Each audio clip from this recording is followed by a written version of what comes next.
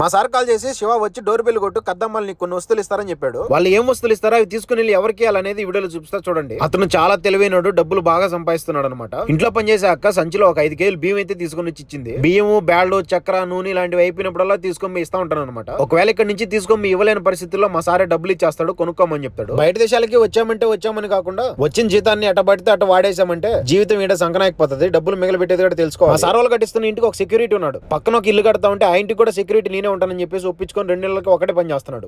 ఆ ఇంట్లో నేను రూమ్ ఒకటి సెట్ చేసుకున్నాడు అనమాట. ఆ పక్క రూమ్ లో వర్క్ జరుగుతున్నప్పుడు ఈ పక్క రూమ్ లో, ఈ పక్క రూమ్ లో వర్క్ జరుగుతున్నప్పుడు ఆ పక్క రూమ్ లేక మారుతా ఉంటాడు. ఇదే వంట రూమ్, ఇక్కడ వంట చేసుకుని తింటాడు. చుట్టుపక్కల కోవిడ్ లో పనిచేసే డ్రైవర్లు కూడా అప్పుడప్పుడు ఫుడ్ తీసుకుని ఇస్తా ఉంటారంట. చాలా గట్టిల్లు కాబట్టి ఏసీ లాంటి లేదు, ఒక ఫ్రిడ్జ్ పెట్టుకున్నాడు అండ్ కూలర్ కూడా పెట్టుకున్నాడు అనమాట. కష్టాన్ని నమ్ముకొని డబ్బులు సంపాదించే వాళ్ళు చాలా మంది ఉంటారు. ఆ కష్టంతో పాటు తెలివిని కూడా వాడి నెలకు 2 జీతాలు తీసుకుంటున్నాడు. పని చేయడానికి వచ్చిన వాళ్ళతో కలిసి పని చేస్తాడు, వాళ్ళకి డబ్బులు ఇస్తారు. యావరేజ్ గా ఎత్తుకున్న నెలకు 50,000 పక్క. అతను చాలా గ్రేట్ కదా. మీరేమంటారు కామెంట్ చేయండి. వీడియో నచ్చింటే please like and subscribe. Bye.